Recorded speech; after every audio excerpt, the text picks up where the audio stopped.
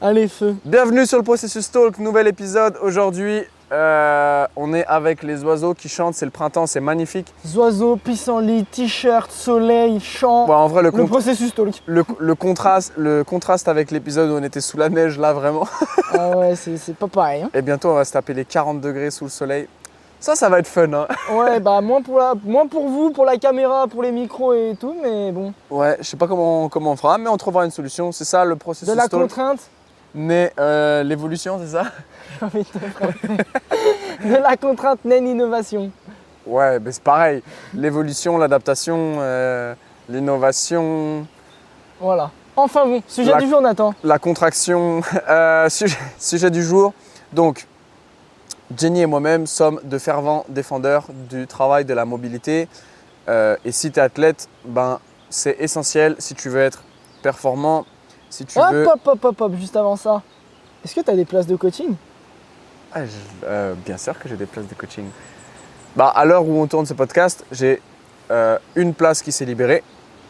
Donc là, c'est vraiment ton opportunité pour qu'on travaille ensemble et que tu sois plus performant. L'idée, moi, c'est de t'aider à mieux performer dans ta pratique ou à récupérer d'une blessure, lever tes douleurs grâce à l'entraînement en mobilité conjointement à un travail de préparation physique.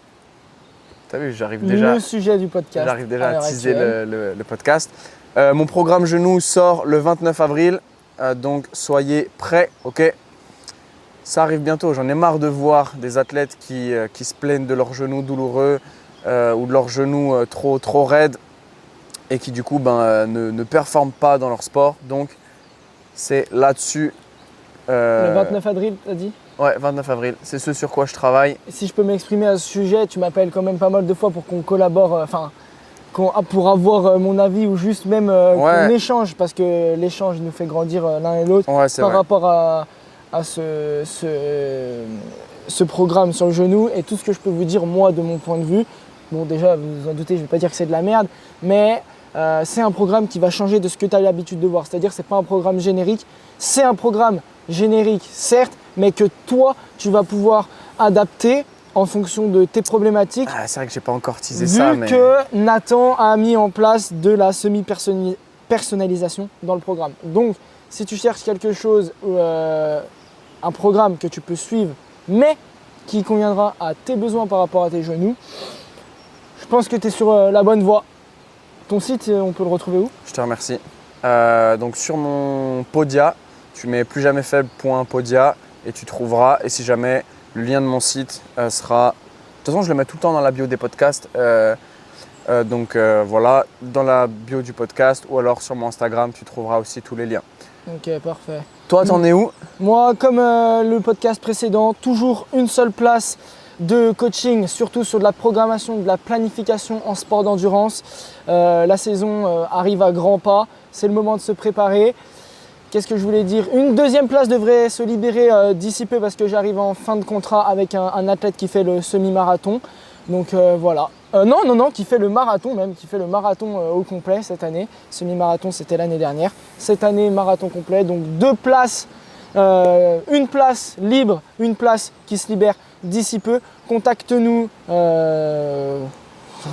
sur Insta, par mail, bref, comme tu veux, tu trouveras un moyen de nous contacter. Et évidemment, il nous reste toujours cette place de coaching en collaboration, préparation physique, plus sportif d'endurance, développement de mobilité, traitement des douleurs, préparation physique avec Nathan, planification, gestion de la charge d'entraînement spécifique à ta pratique avec moi-même, Gianni de Train to Summit.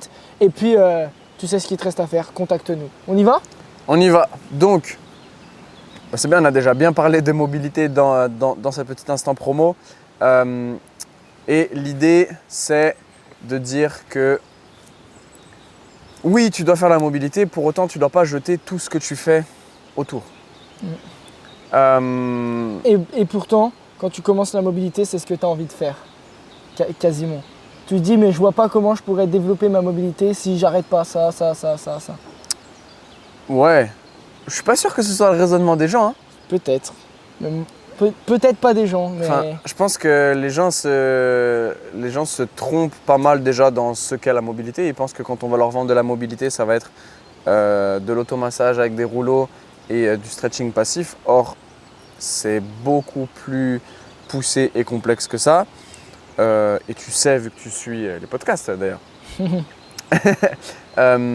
Mais c'est sûr que ça va te demander du temps et de l'investissement et ça va aussi te demander de sacrifier, on va dire, des ressources d'énergie parce que c'est coûteux. Okay, faire de l'automassage, ça coûte rien et ça ne génère pas d'adaptation. Il faut se le dire comme ça.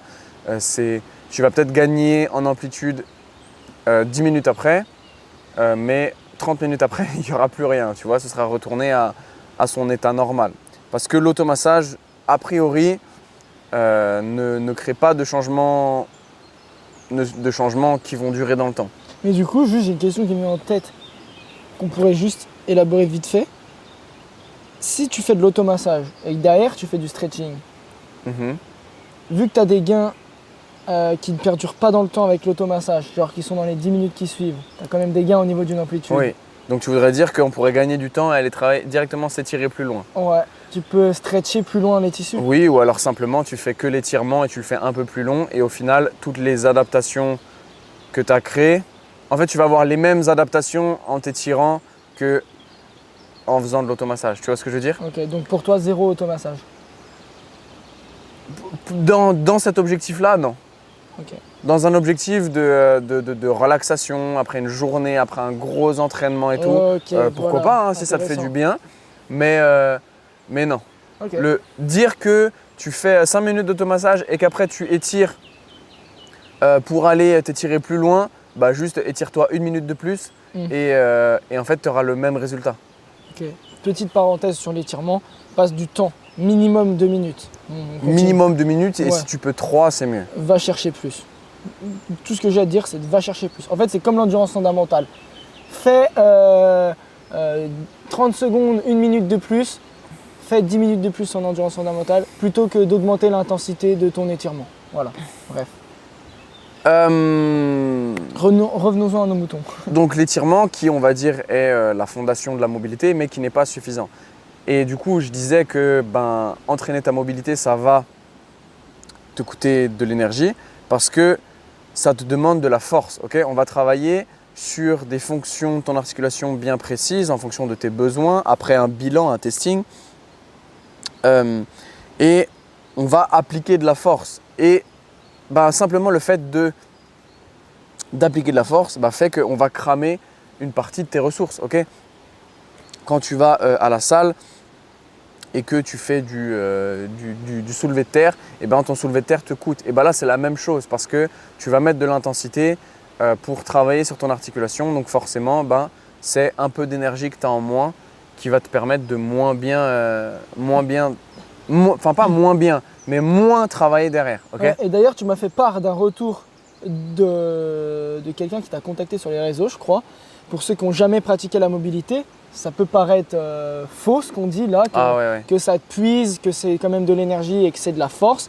Et Nathan, tu as eu ce retour que je te laisse exprimer, que tu expliqueras mieux que moi. Ah oui, une athlète qui m'a dit, qui s'est fait mal à la cheville en jouant au volley et qui m'a dit, qu'est-ce que je peux faire quoi. Et du coup, je lui dis, commence par télécharger mon guide gratuit. D'ailleurs, tu peux le faire, il est en lien du podcast.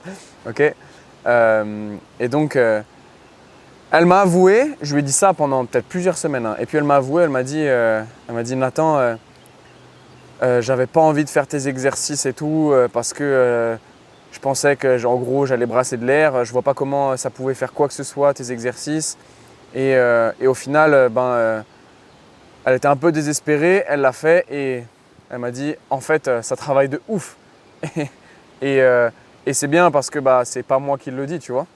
Donc au final, tout ça pour te dire que si tu as des doutes sur le travail de mobilité d'un point de vue résultat ou même de ce qu'a dit Nathan juste avant, que ça puise et que ça aura un impact potentiel sur la suite de ta séance, teste, tu auras peut-être les mêmes résultats que cet athlète-là. Ouais. Ah ouais, c'est sûr que si tu mets la bonne... En fait, c'est sous réserve que tu mets la bonne intention. Voilà. Et que tu utilises les bons principes. C'est ça. Et que tu as compris aussi les principes, parce que comme tu dis, la bonne intention. En fait, c'est comme tout, la compréhension précède l'exécution. Si tu n'as pas compris qu'il faut mettre de la force et de l'intention, Tu pourras te mettre dans toutes les positions que tu veux, tu te diras ouais, c'est pas fou. Et puis peut-être que ça te coûtera pas grand-chose en effet, parce que tu n'auras pas mis l'intention qu'on veut que tu mettes. Ouais, total. Et puis du coup, tu n'auras pas de résultat au Et final. dans tous les cas, même si tu n'as pas envie de tester, en fait, il n'y a pas de solution. Teste, et après, fais-toi ton propre avis, et si tu sens que ça ne te sert à rien, bah fais-le pas. Mais par contre, fais-le sérieusement. Moi, Ouais. dans ce produit gratuit, il y a 3 programmes de 1 mois. Fais-en au moins un que tu vas faire sur 1 mois et que tu vas faire à la bonne dose que je te donne, à savoir 3 fois par semaine.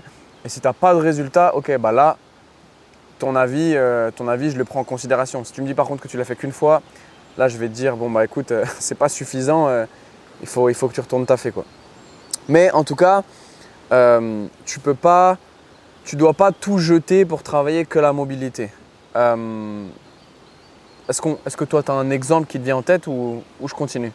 Moi, j'ai un exemple qui me vient en tête. On va prendre un sportif d'endurance parce que c'est ma spécialité, on va dire que c'est la population avec qui je travaille le plus, mais un sportif d'endurance qui veut se mettre à la préparation physique. Ouais. D'accord, il n'a jamais fait de préparation physique de sa vie ou très jeune. Donc un client à toi que tu as? Non, c'est un exemple. C'est un ok. exemple. C'est quelqu'un qui ça peut arriver parce qu'en général, les sportifs d'endurance, on fait rarement de la préparation physique ou alors on fait des choses simples chez eux sans matériel. Ouais. Mais il veut développer un peu plus ses performances parce qu'il a entendu que le renforcement musculaire, ça allait l'aider à avoir plus de force, qui est la qualité mère pour toutes les disciplines. Enfin bref. Et du coup, il veut faire de la préparation physique, mais bon, on va prendre l'exemple d'un trailer, ok, qui veut se préparer à un 100 km. Ouais. Ok. Et bon, c'est quelqu'un qui a du temps pour s'entraîner, pour vous mettre dans le contexte, parce que sinon on va pas pouvoir le faire correctement. Mais du coup, je veux faire un exercice avec lui, mais il n'a pas la mobilité pour le faire. Ouais. Bah, je ne vais pas perdre tout mon temps à développer toute la mobilité que je veux pour réaliser cet exercice, alors qu'il existe plein d'autres exercices, alors que je peux adapter l'exercice, alors qu'il n'a pas forcément de douleur, et alors qu'il doit aussi passer accessoirement 10 à 15 heures dehors pour être spécifique à son activité et Ouais. s'adapter de manière correcte à l'objectif bien précis des 100 km. Donc, ça dépend, je vais faire peser le bénéfice-risque, le temps que ça va me prendre, les résultats que je vais pouvoir avoir. Et puis, si j'en vois un intérêt, je vais pouvoir développer de la mobilité. Mais imaginons par exemple que j'ai 1 an devant moi, bah ouais, peut-être que je vais prendre le temps de développer la mobilité pour que par la suite, ce ne soit pas un frein. Que Ouais. je vais pouvoir utiliser telles amplitudes, tel exercice, parce que c'est des exercices qui vont m'importer. Mais je pense que dans un premier temps, je vais avoir largement à faire juste à lui apprendre des exercices dans des amplitudes restreintes pour l'emmener là où je veux l'emmener, et d'autant plus si j'ai un temps de manière globale dans la durée qui est court, et encore plus si mes séances sont courtes. Ouais. Voilà, un exemple concret où je ne suis pas obligé de remplacer mes entraînements par de la mobilité. Et toi? moi, je dirais que ce que tu dois faire, c'est au lieu de remplacer l'un pour l'autre, c'est plutôt d'implémenter l'un dans l'autre. Ouais. Intéressant, ouais. Par exemple, tu as des problèmes au genou, ok, on va parler de genou, vu qu'en plus c'est ce que je prépare, tu vois, je peux un peu teaser. Qu'est-ce que tu vas trouver dans ce programme genou? Tu ne vas pas trouver que de la mobilité, parce que ce serait faux de dire que tu vas avoir un genou mobile, un genou fort, en faisant que de la mobilité. Il y a un moment pour que ton genou soit fort, oui, il faut faire de la mobilité, mais il va aussi falloir le réintégrer dans des mouvements un peu plus globaux. Okay, par exemple, des patterns de fente, des patterns de squat, bref, ces choses-là. Des mouvements qui vont solliciter ton genou. Et donc, qu'est-ce que je fais moi? C'est que je vais d'abord te programmer un bloc de mobilité sur le genou, et tout de suite, tu vas réinvestir les gains que tu as eus grâce à cette mobilité dans un mouvement un peu plus… dans le mouvement, tout simplement. Dans un mouvement qui va solliciter ton genou. Pas que. Dans Ton un genou squat. Et pas que. Pas que, mais voilà, en tout cas, ton genou va être impliqué. Donc dans un mouvement de squat, de fente, etc., etc. Et en fait, l'idée, c'est… tu ne vas pas avoir une énorme adaptation parce que tu as fait une séance de mobilité. Mais peut-être que tu auras gagné 0,1% et tout de suite, tu vas aller utiliser ce nouveau pourcentage, ce nouveau 0,1% en le mettant dans du mouvement de renforcement, de force. Et à mon sens, c'est comme ça que tu vas potentialiser, que tu vas décupler les gains de mobilité. Et ça, je dirais que c'est l'exemple dans lequel tu veux faire la mobilité sur une articulation et tout de suite la travailler. Intégrer, ouais. Cette même articulation. Je dirais que ça, c'est si vraiment tu as une articulation qui est très problématique et que tu as besoin de t'en débarrasser rapidement. Alors rapidement, entendons-nous, hein, ce sera au moins 3 mois de travail. Mais si tu as besoin d'implémenter de la mobilité en même temps que tu as besoin de continuer de performer, eh ben, moi j'aime bien dissocier, tu vois, faire un upper-lower. Par exemple, en prépa physique, eh ben, je vais travailler sur ta force, ta masse musculaire, ta vitesse sur le haut du corps et je vais te faire des supersets avec des exercices de mobilité sur le bas du corps. Ça, c'est un truc assez simple, assez classique qu'on met en place, voire même rajouter de la mobilité bas du corps sur tes temps de récupération. Et ça marche super bien. Ça nous permet de travailler sur le haut du corps et en même temps de faire ces gains articulaires sur le bas du corps. Simple. Ouais, c'est simple. Et puis là, tu n'as pas trop cramé de temps parce que tu as juste implémenté. Non, mais par contre, oui, tu as peut-être cramé un peu d'énergie. Ouais, ça par contre, c'est pas peut-être, c'est même sûr. Tu as peut-être cramé un peu d'énergie. Je pense que tu fais une séance où tu prends tes 3 minutes de récup assis sur le banc ou tes 3 minutes de récup à faire 1 ou 2 exercices de mobilité, que ce soit sur une articulation la même ou une articulation différente. Je pense quand même que tu crames plus d'énergie. Mais c'est notre pari pris en fait. Ouais. C'est que en fait, la mobilité dans tous les cas, ce sera game changer parce que tu auras augmenté la force d'une articulation bien précise ou l'amplitude et la force. Enfin bref, la mobilité, on va rester simple. Ouais. Qu'est-ce que c'est la mobilité? On peut le définir rapidement. C'est ça, c'est la force et l'amplitude. Restons simples dans ce podcast. C'est la force et l'amplitude. Et ça, ce sera game changer. C'est ça qui va te permettre de faire la diff dans ton sport, dans ta performance.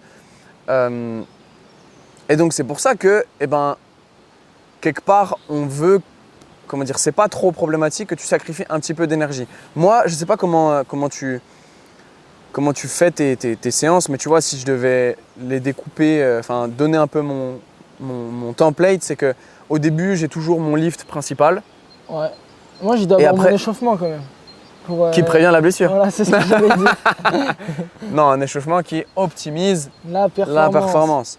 Mais disons que premier bloc, ce sera toujours mon lift principal, le lift où je vais chercher à augmenter plutôt ma force ou ma vitesse, mais qui du coup va être très taxant nerveusement. Et après, je vais avoir les blocs un peu plus accessoires, un peu plus secondaires. Ouais, en fait, j'adore moi cette vision-là, et c'est Kevin qui me l'a inculqué, c'est de ces visions. T'as déjà joué à FIFA? Ouais. Les joueurs, ils ont une barre d'énergie en bas. De stamina, c'est ça. Moi, je vois la même chose. En mode. Et ton livre principal, c'est. Ouais, ton livre principal, il prend 40% de cette barre, il te reste que 60%. Ah, pour moi, c'est plus. Pour moi, le livre principal, c'est genre 80%. Ouais. Après, c'est toi qui détermines comme tu veux. Moi, j'aime bien dire 40%, après, il te reste 60%. Genre, tu mets 30% à faire un développement de mobilité, 20% à faire un skill et 10% pour faire un stretch. Et voilà, et t'as ta séance. Ok, j'aime bien avoir cette barre d'énergie. Mais du coup, tu vois, typiquement sur le lift principal, ton lift principal, ça va être un développé couché, peut-être aller chercher un 3RM avec de la vitesse, admettons. Avant, ça peut être intéressant de faire un truc de mobilité, genre un Pales and Rails pour ceux qui connaissent, de mobilité sur ton épaule. Parce que tu vas avoir le côté où tu vas un peu créer de l'espace au niveau de cette épaule. Tu vas aussi avoir l'effet potentiation, tu vas avoir excité ton système nerveux au niveau de l'épaule et donc tu vas pouvoir restituer cette activation sur ton développé couché. Okay. Et puis, à partir de mon deuxième bloc de travail, vu que le premier, on va dire, est assez important, j'ai besoin d'être frais nerveusement, et à partir de mon deuxième bloc de travail, là, par exemple, je vais implémenter de la mobilité bas du corps, tu vois. Parce que j'ai passé, on va dire, mon pic de performance de la séance, là où j'ai besoin d'être le plus frais. Sur l'autre partie, je sais que je vais faire des choses qui vont être un peu moins taxantes ou un peu moins complexes.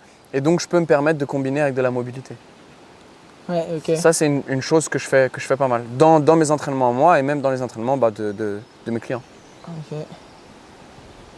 Ouais, moi j'étais en train de réfléchir à déjà pourquoi tu devrais travailler ta mobilité. En fait, je pense que tout le monde a besoin de travailler sa mobilité parce que même toi qui es ultra mobile quand même, Ça moi, moi un peu moins, mais. va. Ça dépend à quel niveau, si on parle des chevilles. Ouais, mais bref, tu vois ce que je veux dire, c'est je pense que tout le monde devrait développer sa mobilité et j'ai même envie de te dire que quelqu'un de très mobile, même quelqu'un qui a tous les prérequis, genre, Ouais. il a tous les prérequis sur son sport. Et bah, je pense qu'il devrait au moins maintenir ses prérequis et voire même développer l'articulation, la moins développée de son corps. Tu vois, parce que un haltérophile, par exemple, ok, il est mobile de partout, mais c'est sûr qu'il a une articulation déficitaire. Sauf que s'il libère un peu plus d'espace dans cette articulation, ça lui permet de bouger d'une manière un peu plus différente et de potentiellement libérer des contraintes sur d'autres articulations. Puis tu vois. de toute façon, il n'y a pas un seul athlète aujourd'hui qui n'a pas de douleur. Ouais, Ça n'existe pas. voilà. Ça n'existe pas. Et encore plus dans la performance de haut niveau. Ouais. Parce que ça peut paraître Parce qu'ils contradictoire. sont à la limite tout le temps. Ça peut paraître contradictoire, mais pour performer, il faut être en bonne santé. Okay, et pour autant, quand tu veux performer au plus haut niveau, tu acceptes de sacrifier une partie de ta santé. Ouais. En fait, la plupart des coachs des sportifs de haut niveau, ou même les athlètes la plupart des coachs des sportifs de haut niveau, ils disent que la seule différence entre eux et nous, c'est qu'ils acceptent la douleur comme... en fait, c'est des mutants face à la douleur. Quoi. C'est un peu vrai. Hein, c'est un peu vrai. Je pense que c'est carrément vrai. Et pour autant, c'est pas sain de laisser, de laisser un athlète dans la douleur. Et nous, du coup, c'est là où on arrive avec quand même des outils qui sont archi intéressants pour travailler sur ces douleurs, pour travailler sur la structure et que le tout bouge mieux, répartisse mieux les contraintes, mieux la force.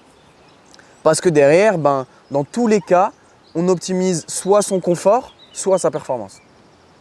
Et optimiser son confort peut permettre d'optimiser sa performance. Ouais. Parce que si tu as un athlète qui a mal à l'épaule, même quand il dort, et que du coup il dort mal, il récupère pas bien tout ça, tu fais le travail nécessaire, j'ai plus mal quand je dors, derrière c'est plus confortable quand il dort, donc il récupère mieux, donc derrière il performe mieux aussi, tu vois. Voilà. Bon. Ça me fait penser à un truc que tu as dit là, tu as parlé d'un haltérophile, créer de l'espace au niveau de l'épaule, tout ça. Oui, qu'en gros, même si tu es super mobile, tu as forcément une articulation à travailler parce que automatiquement ça t'offrira plus de variabilité, donc plus de pistes pour bouger. Eh moi ça me fait penser à, il y a une personne qui m'a contacté sur Instagram, d'ailleurs j'avais fait une story où je répondais facecam, qui m'a dit en gros j'ai peur de travailler ma mobilité parce que j'ai peur du coup que ma cheville parte dans de grandes amplitudes et que je me blesse. Et c'est là où, à mon sens, il y a une grosse incompréhension sur la mobilité. Et on l'a dit, la mobilité, c'est force et amplitude. Si tu as déjà l'amplitude, oui, c'est problématique si ta cheville part dans cette grande amplitude. Et c'est problématique. Parce que du coup, elle va partir loin, trop loin, et tu vas te faire mal. Par contre, si elle part loin, mais que tu es fort, là, c'est plus un problème. C'est plus un problème, ou alors ce sera moins un problème, tu te feras peut-être moins mal, voire tu partiras et il ne se passera rien parce que tu auras développé aussi cette force. Donc, créer cet espace au niveau de l'articulation ne va pas la rendre instable. Ça, c'est faux, c'est un putain de mythe, sans déconner. Sauf si tu la maîtrises pas. Exactement. Et c'est là où, tout à l'heure, en introduction de ce podcast, on a parlé d'étirement. S'étirer, c'est obligatoire, c'est le prérequis, c'est le passeport. Le stretching, honnêtement, c'est incroyable. Je pense que c'est beaucoup trop sous-coté. C'est sous-coté. Alors que c'est, comme tu l'as dit, c'est un passeport. Tu es obligé d'avoir ça pour pouvoir aller dans des amplitudes et pour pouvoir potentiellement développer ta mobilité et pour pouvoir du coup potentiellement développer ta force. Bref. C'est pas suffisant. Voilà. C'est pas suffisant. Voilà, en revanche, c'est pas suffisant. C'est nécessaire, mais c'est pas suffisant. Et ce qui va compléter le stretching, c'est le travail actif de mobilité, le travail de force. Ouais. Où est-ce que tu voulais aller ? Moi, je voulais aller ensuite sur… donc, si tu as toutes les articulations qui sont mobiles, tu as forcément une articulation à travailler. Mais si tu as une articulation à travailler parce que tu n'es pas mobile, par exemple, je sais pas, tu n'as pas de rotation externe au niveau de l'épaule, déjà, fais-toi tester parce qu'il faut… non, mais tu vois, il faut savoir les articulations que tu as besoin de travailler et au-delà même de l'articulation que tu as besoin de travailler, la fonction articulaire sur cette même articulation. Bam, et là on plug le testing articulaire, Voilà, tu nous donc- contactes et on te fait ton testing. Exactement, contacte-nous de partout. Mec, le testing c'est révolutionnaire. Honnêtement, quand tu as compris ça, tu as des pistes de travail Pour un moment. pour un moment, mais vraiment pour un moment. Et ça permet de mettre des valeurs à un instant T et de voir ton évolution. Enfin bref, du coup tu dois travailler sur une articulation et à ce moment-là, bah, tu es obligé de travailler sur cette articulation et tu as vraiment quelque chose de concret. Mais ce que je voulais dire, c'est que depuis tout à l'heure, toi Nathan, tu as très bien dit au départ du podcast, tu l'as dit, il faut non pas délaisser, mais il faut essayer d'implémenter l'une Ouais. pour l'autre. Voilà. Ouais. En parlant de mobilité et de préparation physique. Ouais. Moi, je suis 100% d'accord avec ça, mais je pense qu'il faut un minimum de prérequis. Parce que Oui, enfin, oui, on en a parlé en j'estime off. qu'il faut, voilà, on en a parlé à 9, mais j'estime qu'il faut un minimum de prérequis. Parce que pour moi, la mobilité, c'est chiant, c'est pas esthétique. Malheureusement, ça se travaille pas en 5 minutes parce que déjà, on sait qu'un étirement, il faut le tenir minimum 2 minutes et ça, c'est le grand minimum. Si tu veux faire un Pales Rails d'introduction, tu en as minimum pour 4 minutes parce que tu as 2 minutes d'étirement, 30 secondes Pour une fonction d'articulation. Ouais, pour une fonction d'articulation. Suffit que c'est en unilatéral Bah, ça prend déjà ça 10 prend minutes 10 au minutes final de faire les deux côtés. pour faire droite et gauche. Je te parle pas de l'installation pour le setup, on oublie ça. Mais voilà, ceux qui ont travaillé un peu la mobilité, on connaissent un peu les galères dans les setups. Voilà, là on est Donc, en train bref. de dire que la mobilité c'est de la merde et Damien Hospital il va encore clipper ça. Il va prendre ça, il va dire les gars, allez pas écouter ce podcast, il est nul. Allez dans Out of the Box, c'est super bien. Mais bref, voilà, tu vois ce que je veux dire. Donc ça prend du temps. Et bon, là on a pris l'exemple des Pell Raise, après tu peux prendre l'exemple des lift-off, des passive range hold, et il y a Des même cars, plein des d'autres choses tout. à implémenter au-delà du système FRS du docteur André Ospina. Tu peux mettre de l'isométrie positionnelle, enfin voilà. Il y a Des plein choses de simples, choses ouais. à mettre en place pour développer sa mobilité. Et du coup, ça prend du temps. Ouais. Et malheureusement, quand tu implémentes l'une pour l'autre, tout est histoire de compromis. Ouais. D'accord ? Tout est histoire de compromis. Si tu implémentes la mobilité, ça veut dire que potentiellement tu diminues, tu diminues la qualité de tes temps de récupération par rapport à ton lift principal, tu vois, ou alors tu diminues l'intensité de ta mobilité. En fait, tout est histoire de compromis. Tu ne peux pas tout développer à 100%. Ton lift principal ne peut pas être à 100% et à la fois tu ne peux pas développer ta mobilité à 100%. Tu vois ce que je veux dire ? Ouais. On est Faut d'accord là-dessus. placer le curseur en fonction de tes priorités. Exactement, il faut passer le curseur en fonction de tes priorités. Si tu es blessé ou si tu as des douleurs qui sont trop handicapantes, là le travail de mobilité va être prioritaire. C'est sûr. Et si tu as une articulation ultra déficitaire alors que tu souhaites être haltérophile, pareil. Le Ouais. travail de mobilité va être prioritaire. Alors que comme je l'ai expliqué juste avant dans l'exemple du trailer, là peut-être que le travail de mobilité n'est pas prioritaire, donc tu dois l'adapter. Mais du coup, pour en revenir à ce temps, moi je voulais en revenir à ce temps, c'est qu'implémenter c'est bien, mais spoiler alerte, et j'ai même envie de te dire, désolé de te le dire comme ça, mais c'est qu'au fait, au final, si tu as des gros déficits de mobilité, tu vas être obligé de passer par du travail de mobilité intense. Au bout d'un moment, pour moi, si tu as des gros déficits de mobilité et que tu veux faire des mouvements complexes en musculation ou dans le sport que tu veux pratiquer, enfin bref, tu vas être obligé de faire des sessions de 1 heure de mobilité. Et quand je dis de 1 heure de mobilité, c'est oui certes développement de la mobilité articulaire, mais réintégration aussi.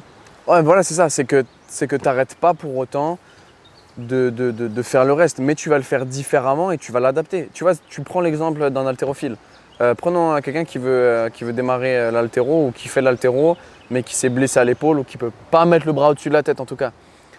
Et oui, tu vas lui intégrer tout ce travail de mobilité. Et pour autant, tu ne vas pas forcément arrêter tout le travail de squat, parce que peut-être qu'il peut quand même squatter. Voilà. Tu ne vas peut-être pas arrêter tout le travail de soulever de terre, parce qu'il peut encore en faire. Tous les skills légers, parce tu que vas- si tu n'as pas forcément de charge, tu as moins de risque de blesser. Voilà, tu ne vas pas forcément arrêter tout ce qui est même semi-technique lourde, tu vois, Ouais. du high pull, des choses comme ça. Il peut le faire parce qu'il n'a pas à monter les bras au-dessus de la tête. Ouais. Et si c'est pas douloureux, et ça nous permet quand même de continuer de développer la fondation de notre haltérophilie en même temps que je fais le taf nécessaire, c'est bien. Et puis, sauf sauf cas où c'est vraiment impossible. Mais si cette épaule, par exemple, est douloureuse, eh ben, on a fait le taf de mobilité et on va quand même réintégrer du travail de overhead, ça veut dire amener le bras au-dessus de la tête, mais adapté. Ça peut être du Z-press, du strict press, peut-être même au début, ce sera du développé incliné, Voilà, tu vois. ouais. On sera entre le vertical et le 45 degrés, tu vois. Donc voilà, dans tous les cas, moi je pense que quand tu travailles ta mobilité, il faut quand même réintégrer la mobilité que tu as cherché à développer dans du mouvement plus global. Et dans ta pratique même. Et même dans ta pratique. Et d'ailleurs, en fait, pour moi, ça ne se prête pas qu'à du sport en salle. Je dirais que l'haltérophilie, c'est différent parce que c'est un sport de c'est salle. de la tu vois ce que je veux dire. mobilité en fait. Mais tu vois, prends quelqu'un qui fait du volley. Eh ben, je suis désolé, mais tu as des douleurs à l'épaule au volley ou même au coude à force de frapper des ballons. Et rien ne t'empêche de faire un bloc de 20-30 minutes de mobilité et ensuite tu vas réintégrer dans ton entraînement de volley. réintégrer tes gains dans le volley. Et ça peut se faire. Ça prend peut-être un peu plus de temps du coup dans ton entraînement. Et encore pas forcément. Hein, parce que si tu décides de prioriser ça, c'est que… Enfin, si tu as des douleurs déjà ou des restrictions, bah déjà tu dois le prioriser, c'est obligatoire. Mais si tu prends 20 minutes et qu'après tu as encore 1h40 pour faire ton entraînement, bah en fait ça marche, tu vois. Wow. Et puis tu es chaud, faut pas se mentir. Tu vas te chauffer un peu avec le ballon, mais tu es chaud, tu peux quasiment jouer. Tu vois, ouais, il faut pas perdre ça en vue. T'as pas après à recommencer toute ta séance depuis le début. Tu peux jouer direct, progressivement. Ouais. Ça va monter le cardio et ensuite tu vas pouvoir passer à des vraies situations d'entraînement. Et c'est ça aussi, ça m'est venu en tête. Mais c'est aussi, là on parlait de temps que ça prenait depuis tout à l'heure. Ouais. Mais c'est aussi que là, tu as montré un bon exemple. Vas-y, marche-moi sur le pied. Ouais, pardon, je n'ai pas vu ton pied. Tu as montré un bon exemple où tu as dit, tu t'échauffes tu fais ta mobilité avant ton entraînement de ta pratique sportive. Bah, là, tu as pris l'exemple du volley en l'occurrence. Et après, tu vas pratiquer, tu réintègres dans ton sport carrément. Ouais. Okay, mais là où je veux aller plus loin, moi, c'est de dire, tu fais ta mobilité sur ton articulation déficitaire. Imaginons, c'est la hanche. Ouais. Il faut arrêter de vouloir à tout prix réintégrer sur un mouvement dont tu n'as pas la capacité, dont tu n'as pas les prérequis articulaires. Exemple, adapte ton squat. Tu fais ta mobilité sur ta hanche et tu veux à tout prix faire un squat bas, mais tu n'as pas les capacités pour faire ce squat bas, tu n'as pas les prérequis articulaires. C'est très bien parce que tu as déjà bien compris qu'il faut travailler la mobilité, donc là je te félicite, continue à travailler ta mobilité, mais arrête de vouloir réintégrer sur quelque chose de très complexe. Réintègre sur un mouvement, adapte ce mouvement, grappille de l'amplitude progressivement au cours des entraînements, des semaines et des mois passés sur ce mouvement, mais ne t'envoie pas au casse-pipe. Ouais, je dirais... Et encore plus sur l'haltérophilie, si tu n'as pas, comme tu as dit Nathan, la capacité de mettre le bras au-dessus de la tête, donc tu n'as pas le prérequis articulaire de la flexion d'épaule, tu as beau faire tous les skills d'haltérophilie que tu veux, le temps que tu veux, tu n'y arriveras jamais. Et j'ai pas peur de le dire, tu n'y arriveras jamais. Ah ouais, c'est clair. Alors, dans un certain contexte, tu auras des résultats parce qu'au final, juste le mouvement d'haltérophilie développera ta mobilité. Ouais, bah ouais, de manière indirecte, sans travailler spécifiquement la mobilité, parce que tu emmèneras tes membres dans des amplitudes qu'ils n'ont pas l'habitude d'aller. Si le déficit est trop important, ce sera pas suffisant. Donc arrête en fait. Arrête de faire des skills à tout prix pour du squat. Arrête de faire des skills à tout prix pour du bench. Développe ta mobilité, réintègre en adaptant le mouvement et au fur et à mesure des semaines, tu vas te retrouver dans ce mouvement que tu souhaites avoir. Tu es d'accord avec moi là-dessus? Ouais, moi ouais, carrément. Ça, je trouve, c'est les prérequis articulaires. Et allez voir ma vidéo YouTube, partager réflexion numéro je sais plus combien. C'est ça. Le titre de la vidéo, c'est attarde-toi sur tes prérequis. Ouais, et puis en fait, tu pourrais très bien, dans le cadre du même exemple que tu as donné, tu pourrais très bien faire un squat tel que tu fais un squat, mais dans ce cas-là, tu vas adapter l'amplitude. Ça veut dire que tu sais que passer sous la parallèle, c'est problématique. Ok, alors tu vas faire ton squat et tu vas travailler autour de cette parallèle. Voilà. Et progressivement, tu vas grappiller. Tu vas réussir à grappiller quelques degrés de séance en séance, de semaine en semaine. Et c'est pas que grâce au travail de mobilité. C'est grâce au travail de mobilité dans un premier temps, en grande partie, mais c'est aussi parce que tu as continué d'intégrer sur ton squat en fait. Ouais, c'est ça. C'est ça, exactement. Donc au final, les différentes manières de travailler sa mobilité, comme tu l'as dit Nathan, c'est soit en implémentant mais en ayant conscience que ça va avoir un coût énergétique et un coût temporel. Forcément. Obligatoirement, ça c'est indéniable. Ça vaut le coup, hein. Le retour sur investissement, voilà. Tu vas le sentir, ça c'est sûr. En fait, c'est toute une histoire de compromis. Moi, je préfère délaisser un petit peu ma récupération et travailler ma mobilité parce que sur le long terme, ça va avoir beaucoup plus d'intérêt et de résultats. Mais parce que tu l'encaisses. Mais parce que tu l'encaisses aussi, bah oui. Parce que toi tu l'encaisses. Mais il faut y aller progressivement. Il y a des gens qui ne l'encaissent pas parce qu'ils n'ont jamais fait de mobilité de leur vie et ils pensent que ça fait rien. Non. C'est comme on fait pas de mobilité un jour de repos, tu vois. Ouais. Sur un jour de repos. Mais bon, ça pourrait faire office d'un autre podcast. Mais c'est vrai. Ouais. Mais et la deuxième solution, c'est malheureusement tu as des gros déficits. Heureusement tu es intelligent et tu prends en compte ça et puis tu fais des séances spécifiques sur cette articulation. Moi je sais que j'avais lancé des classes de mobilité. Ouais. J'avais des clients qui venaient une fois par semaine. On travaillait pendant 1 heure. 1h15 à 1h30, ça dépendait du moment dans le cycle dans lequel on était. Ouais. 1 heure, 1h15 à 1h30, et on travaillait la mobilité spécifique sur une articulation. Travaillait. C'est suffisant une séance par semaine? Alors, selon moi c'est ce que je leur ai dit. Je leur ai dit, vous avez une séance par semaine. Maintenant, je vous mets à disposition la séance qu'on a fait sur un groupe WhatsApp où je leur envoyais toute la séance. Si vous voulez mon humble avis, vous venez une fois par semaine pour avoir le coaching, pour être en groupe et pour qu'on revoie tous les exercices à chaque fois, pour que je sois là pour vous motiver, vous remettre dans les positions, etc. Mais après, c'est à vous de faire le taf. Mais comme tu l'as dit, comme tu m'as posé la question, pour moi, une fois par semaine, ça suffit pas. Il faut minimum 3. J'ai même pas envie de dire 2, j'ai envie de dire minimum 3. Ouais, c'est 3. Et même si tu fais 3 fois 30 minutes, c'est mieux qu'une fois 1h30. Moi, je dirais 3 séances complètes et tu pourras même pousser à 4 séances uniquement mobilité. Si tu répartis ton coaching, là, ta classe mobilité en mobilité et réintégration. Oui. Tu vois ce que je veux dire? Oui, total. Mais en fait, après, comme on en a parlé dans le podcast précédent, tout est principe en fait. Si tu commences à te dire, je vais travailler la flexion, la rotation interne, la rotation externe, l'extension, l'adduction de l'épaule à chaque séance, non. Évidemment que non. Non, tu peux pas. Cible, tu as un déficit sur la rotation interne, travaille ta flexion et ta rotation interne. La rotation externe, l'abduction, tu es assez fort, laisse-les de côté pendant un certain temps. C'est clair. Ou alors juste, tu ne te fais pas du développement spécifique, tu les intègres juste dans un mouvement qui va te permettre de maintenir ta mobilité sur cette fonction au niveau de cette articulation. Exactement. Je pense que c'est pas mal. Ouais. Comme le podcast précédent, mais vu que c'est plus ta spécialité, donne-leur un défi à faire sur qu'est-ce qu'ils pourraient intégrer dans leur séance dès cette semaine en fait.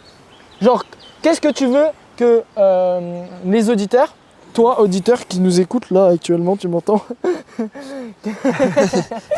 Tu m'entends? Roger. Qu'est-ce qu'il peut mettre en place dès la fin de cet épisode dans ses entraînements pour intégrer la mobilité au sein de sa préparation? Ce que je veux voir dans tes entraînements, c'est de rajouter 1 ou 2 exercices. Non, on va faire plus simple que ça. Je veux voir un superset à l'entraînement. Ok, cool ça, bien. À l'entraînement, un superset haut du corps, bas du corps. Tu choisis ce que tu veux. Un mouvement où tu vas travailler ta force, ton hypertrophie sur le haut du corps et combiner un exercice articulaire sur le bas du corps ou l'inverse. Si tu n'as pas d'idée de qu'est-ce que tu peux faire en termes d'exercice articulaire, je pense que tu peux déjà checker mon profil et le profil de Jenny et tu auras beaucoup de ressources si tu fouilles un peu. Moi, je sais que j'ai fait pas mal de posts sur la cheville, sur le genou, peut-être même un peu la hanche et les épaules. Il me semble que toi, tu as fait des choses aussi. Moi, j'ai fait sur le pied, sur la hanche. Sur la hanche, hein. Ouais, sur le pied, sur la hanche. Et sur YouTube, j'ai fait sur toutes les articulations du corps. Donc voilà, en tout cas, tu n'as pas d'excuse si tu as besoin de travailler tes articulations. On a déjà beaucoup de ressources. En fait, je dis ça, mais en fait, il y a aussi mes 3 programmes gratuits où il y a max de ressources. Ouais, et accessoirement, tu as 21 épisodes de podcast où on en parle peut-être sur un épisode sur 2. Donc, tu as du contenu, quoi. Donc, à toi de fouiller. Après, c'est juste systématiser et reprendre l'information. Bref, voilà. Et si tu as des questions, n'hésite pas à nous les poser, soit sur Instagram, soit en commentaire. Évidemment, si tu mets ce petit défi en place, tag-nous. Fais-nous des retours en story via Insta, par mail. Ce sera avec plaisir qu'on partagera tes résultats. Ça nous aide et nous on t'aide. Ciao